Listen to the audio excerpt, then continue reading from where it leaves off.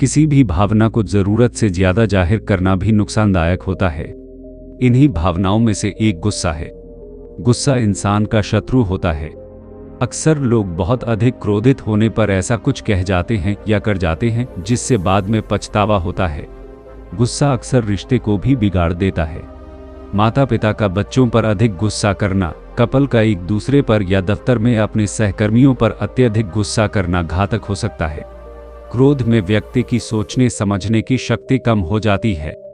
गुस्से में लोग कई ऐसे कदम उठाते हैं जो गलत साबित हो सकते हैं। अगर आप रिलेशनशिप में हैं और आपको अधिक गुस्सा आता है तो हो सकता है कि आप गुस्से में कुछ ऐसी बातें कह जाएं जो आपके रिश्ते को ब्रेकअप तक पहुंचा सकती हैं। ऐसे में गुस्से पर नियंत्रण करना आना चाहिए। नमस्कार दोस्तों, स्वागत है आपका आज एक और ज्ञान से भरी बुद्ध मोरल स्टोरी। क्रोध में मनुष्य जो करता है उसका पछतावा या दुख उसे बाद में समझ आता है। तो चलिए आज हम बुद्ध मोरल स्टोरी क्रोध की मदद से जानेंगे कि क्रोधित व्यक्ति को कैसे हैंडल करें। एक बार की बात है, गौतम बुद्ध अपने शिष्यों के साथ बैठे हुए थे और उन्हें कुछ समझा रहे थे। बुद्ध के सभी शिष्य बड़े ध्यान से बुद्ध की बात सुन रहे थे। बुद्ध और उनके सभी भिक्षुओं ने देखा कि एक आदमी बहुत तेजी से उनकी ओर आ रहा है और वह आदमी बहुत गुस्से में है और कुछ बड़बड़ा रहा है। उस व्यक्ति को देखकर गौतम बुद्ध के कुछ शिष्यों को लगता है कि वह कुछ बुरा करने के लिए आ रहा है।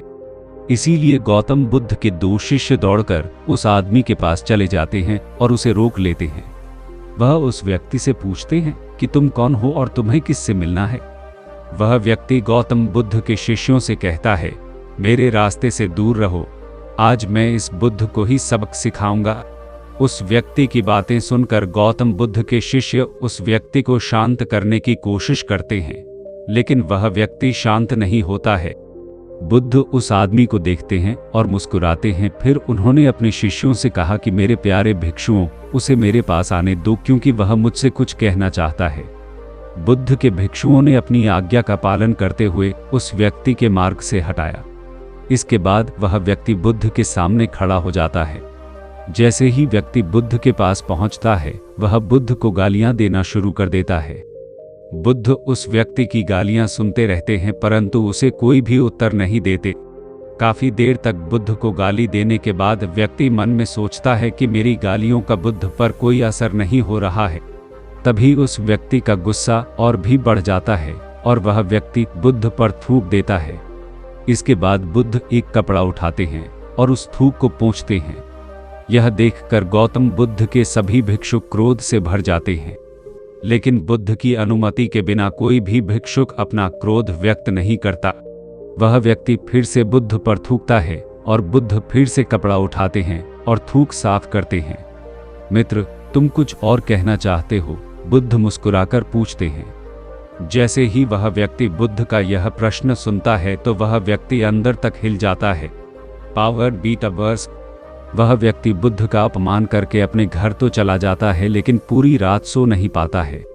उसके मन में सिर्फ यही प्रश्न घूमता रहता है कि मैंने बुद्ध का अपमान किया, उन्हें गालियां भी दी, फिर भी उन्होंने मुझसे यह क्यों पूछा कि क्या मैं कुछ और कहना चाहता हूं, जबकि वह उनका अपमान करने गया था। अगले दिन वह व्यक्ति सुबह जल्दी उठकर बुद्ध के चरणों में लेट जाता है। Power beat hours. बुद्ध उस व्यक्ति को उठाते हैं और उस व्यक्ति से कहते हैं, मित्र, क्या तुम कुछ और भी कहना चाहते हो?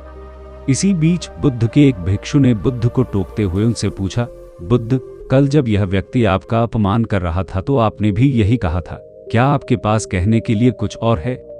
और आज यह व्यक्ति आपके सामने रो रहा है, तुम अभी भी यही कह रहे हो, इसका क्या मतलब है? बुद्ध, कृपया हमें समझाइए। बुद्ध ने कहा कि शब्दों की कमी है।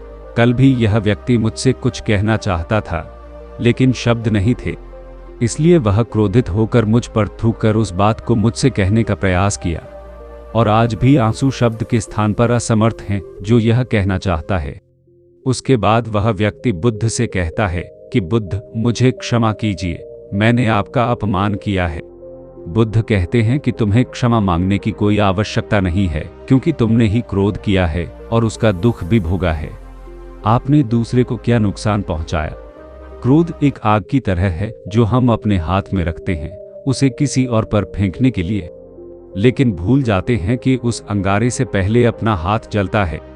उम्मीद करता हूँ इस बुद्ध मोरल स्टोरी से आपको आज बड़ी सीख मिली हो, तो हमारी चैनल को सब्सक्राइब करें और कहानी को लाइक करें।